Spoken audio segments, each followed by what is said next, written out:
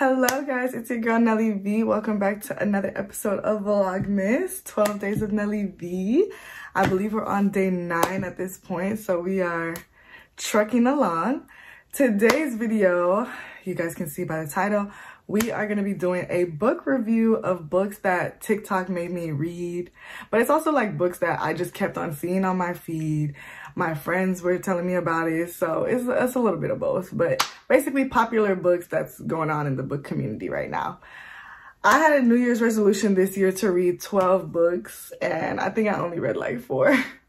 The year's not over yet though, so you know, I can still make something shake. But yeah, basically I'm going to be reviewing the 4 books that I read this year.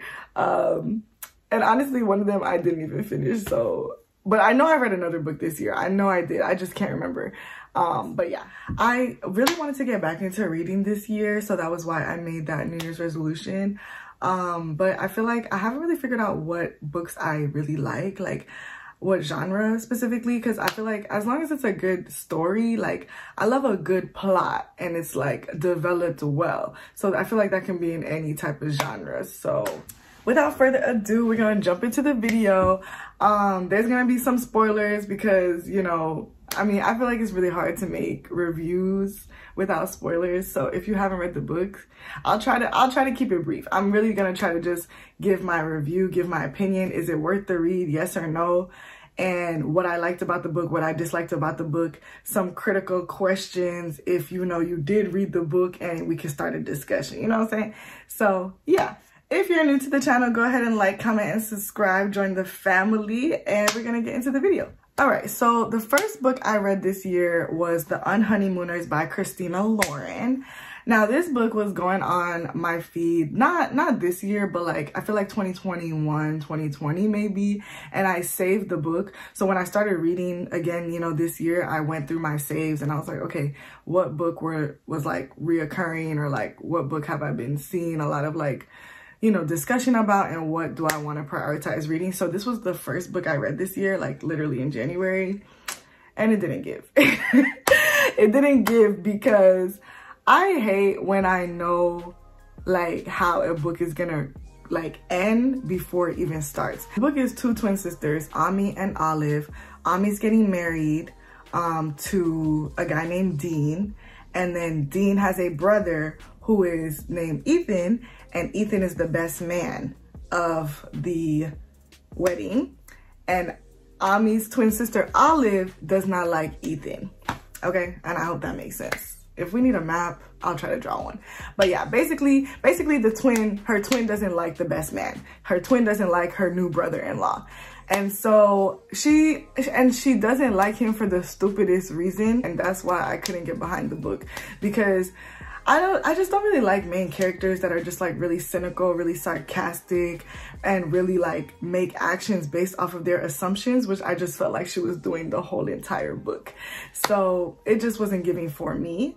Basically at the wedding, everybody gets sick, and her twin and the best man have to go to the honeymoon because like they can't go to the honeymoon because they have this horrific stomach virus, stomach flu, all this type of stuff. So what do you think happens? Obviously, you go on a trip with your worst enemy, y'all fall in love, and it's just obvious. It's just obvious. So I just didn't feel like there was no plot twist. There was no anything like to keep me reading. Like the book took a long time to get into the details. It took a long, and then I don't like that either, when books have just all these details and then it's like for no purpose for me. Like it didn't help me. It didn't move the plot forward to me. The best man, Ethan, he ended up liking the twin sister. He had actually liked her the whole time, but he was just doing that banter hatred stuff with her because she was coming so hard onto him.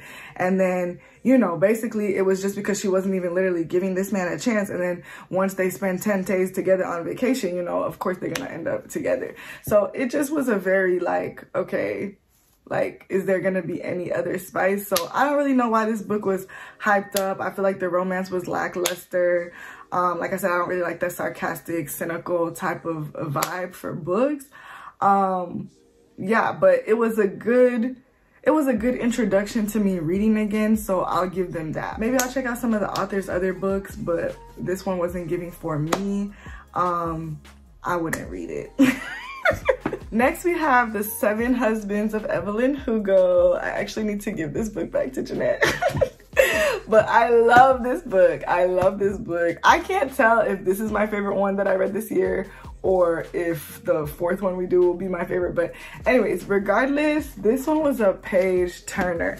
It took a while to get started. I'll say that. It took a while to get started. So you kind of really have to, like, you know, give it some time to develop. And I don't usually like books like that because it's like slow. Like, you need to catch me within the first 20 pages. Otherwise, you're liable to lose me. But once it did get started, it was a page turner. There was a lot of good plot twists, and that's my type of book, like where you don't know where it's going. Okay, so basically Evelyn Hugo, she's like this big movie star, and she's been married 7 times, or she's been in, like, you know, 7 public relationships. And Monique is an author that basically Evelyn calls to write her story. Like, you know, she wants to do her biography. So it's kind of like giving biography style, but still fiction. So I kind of like that.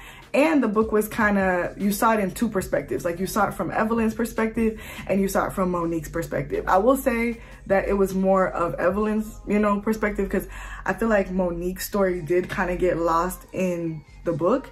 But again, it wasn't about, you know, the book is called 7 Husbands of Evelyn. It's not called, you know, Monique's 1 husband. But anyways, so with Monique, she's going through a divorce. Yeah, I just feel like that could have been developed a little bit better. They just kept on alluding to, like, why she was getting divorced, but it wasn't really, like, stated till, like, the very end. And it was kind of like rush. But again, the story wasn't about Monique.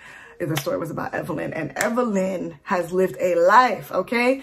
And so you get to hear all about her marriages, all about her relationships, all about her rise to fame. Evelyn, her character, now this, I'm not really a fan of characters that are like, oh, do whatever it takes, step on whoever I need to step on to move ahead. But I could respect it based off of the time period the book took place in, because I feel like she was like the only, you know, Afro-Latina actress, you know, trying to put her foot in the door. I feel like people of that time period definitely had that mindset of like, okay, I gotta keep working. I gotta be in a new movie. Like, if I'm in today, like, I could be out tomorrow, so I have to do whatever it takes. And she really did do whatever it takes. And I didn't like that. But the book was very, very entertaining. So for those of you guys who have read this book, do you guys think that Monique should tell her mom the truth about her dad? And my second question is, do you guys think Evelyn deserved what happened to her? Like, to be all alone, to be like, you know, after everything she did, do you guys feel like she deserves what happened to her? How did you guys feel about the end? I mean, I feel like the end was very fitting, especially because this lady, again, she is very much like, I'm gonna do what I have to do for me. And so she wants to, you know, go out on her own terms, which I get. But that was really shocking for me too, because I was just like, wow, like everybody was just dropping at the end. And I was like, oh dang, like, but I get it. I guess there was nobody she had, but it still was like, oh dang, like she about to really just, okay. Anyways, I hope y'all know what I mean. I hope if you're ready, you know what I mean. But regardless, I heavily endorse this book. I believe this is a good book to, you know, pick up. I definitely recommend. 10 out of 10 recommend. Okay? Next we have You Made a Fool of Death with Your Beauty. I wasn't feeling this one. In fact, I didn't even finish it, and I'm not going to, because, you know, honestly, one of the reasons why I hadn't made this video yet is because I was like, I have to finish this book. Like, I have to finish this book. And that was delaying me because I just couldn't finish the book. And then one of my cousins, Aunt Gabrielle, was like, you know, if you don't like a book, like, you don't have to finish it, right? And I was like, you know what? You're right. You're right. Because there's so many books and movies and so many things in this life. If you don't like it, you don't got to finish it. And this one, it was not giving. And I'm gonna tell y'all why. The main character in the book, her name is Faye. I'm probably not pronouncing that right, so I apologize. But she's Nigerian. She is grieving the loss of her fiance. I think it happened 5 years ago. So she's just kind of like getting ready to like start dating again. And off rip, she just has this random hookup with this guy, which is fine, whatever, sex positivity, da da da da da. Okay, then she just decides, okay, she doesn't like him. And then she dates his friend. And I can't get behind that. I can't get behind that. So I was just like, okay, whatever. People are grieving. People do a lot of things while they're grieving, whatever. Then she goes after the man's dad. Like, what? Like, come on. Now we have to draw a line somewhere, okay? We have to draw a line somewhere. For me, I didn't understand the way she was moving. I didn't understand. The dad was also grieving too. So it was just giving like everybody is bonded by some type of trauma. So I don't know.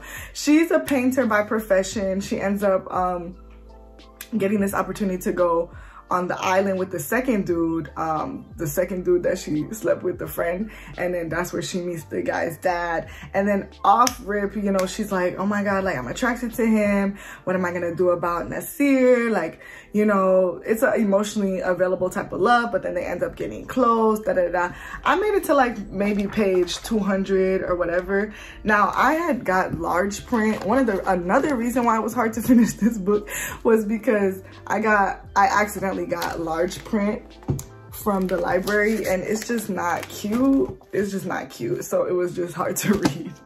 But that's not the book's fault. That's just my fault. But yeah. To me, I didn't really feel like the author really developed her character that well, like to make her likable, because I would have liked to see, like, I don't know, it was hard for me to have empathy and pity towards her. They were describing her as this beautiful, gorgeous girl, and I just didn't really feel like the author developed it to that way where I could feel like connected to her. I just didn't really feel connected to this girl at all. You know, I love drama in books too, just as much as the next person, but like, come on, his dad though, like, you doing too much, sis. Like, you was doing too much from the very beginning, and you was doing too much throughout the end. Like, I just can't. I could really guess how it ends. I was honestly just gonna skip ahead to just find out anyways, like, because I kind of saw that the dad, his kids found out about the relationship. I kind of skipped and I saw a little argument or something happening at the end. So yeah, but anyways, it's just, I'm not gonna endorse this book. If you want to read it, you can read it, but like, yeah, it wasn't giving for me. Lastly, I have 7 Days in June. This one, ooh, okay. See, you see the pattern. One bad book, one good book, one bad book, one good book. This was a good book.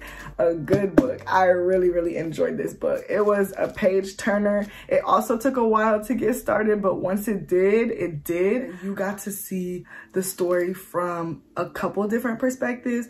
The book was mainly kind of from Eva's perspective, but she was also, you know, contemplating getting a relationship with Shane. So you got to see Shane's point of view as well. You even got to see Eva's daughter's point of view, Audrey. Like, you got to see how everybody was thinking, and I really feel like she did it really well. Like, she wrote it very well. I really enjoyed that. To give the background on this one, Eva and Shane went to high school together. They had a very dramatic night one night with, you know, mental health, the type of, you know, emergency type of scare.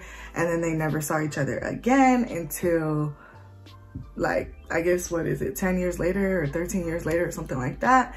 They get reconnected again. They have to start talking about the past. They're both authors. Meanwhile, Eva is trying to write a new book for her series. Shane is a recovering alcoholic. He has never written a book like sober, so he's like kind of scared to like be writing again and going to writing events, and that's where they end up linking up. So yeah, you really see Eva come into her own. You see her come into her own as a mother, come into her own as an author, coming to like accept herself. She deals with a chronic illness, which Shane kind of knows about, but like she's been hiding it from like her friends and, you know, I think really only her daughter knows. But you see her just kind of accept herself with that. She wants to start writing different types of books, and she's scared to do that, but you know, by the end of the book, she also has the confidence to do that.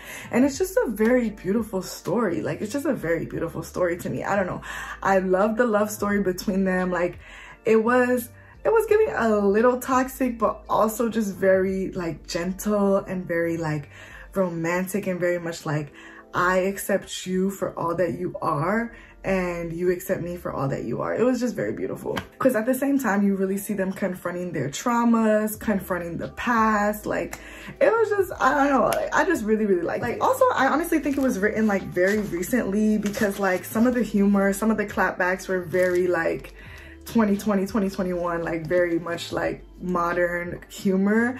So I like that. Shane's character was so beautiful to me. What I really felt like was beautiful about it was like, I think he was finally just learning how to be happy, like learning how to, his life has been colored with a lot of tragedy, but he was finally learning how to, you know, accept the good and the bad, and like believe that he deserves good things, believe that he deserves love, and family and all that. It was just very beautiful to me. I've said that like 7 times at this point, but yeah, very beautiful book. I definitely endorse this book. I definitely would read this book. Romance was, you know, romance was giving, you know, so so that's my book review. I'm looking forward to reading more books in 2024. I really need to tighten up, so I'm hoping next year I can at least, let's get to like 6, 7, you know what I'm saying? So yeah, the Evelyn Hugo book, I heard that there might be, you know, some type of Netflix type of vibe or some type of movie or show. So I really hope that that gets, you know, made. But I know that the book is never, I mean, I know that the movie is never as good as the book, but I really feel like I can have appreciation for both. And then Tia Williams, the author of 7 Days in June, she has a lot of other books, so I definitely want to tune into those. I keep saying tune in, they see, because I'm a TV head, but I'm gonna become a reader, so yeah. Anyways, so yeah, the other 2, you know, if you like those, you can let me know what developments is happening with those books, because I truly do not know. But yeah, anyways, thank you guys for watching. I will see you guys in the next video. Bye.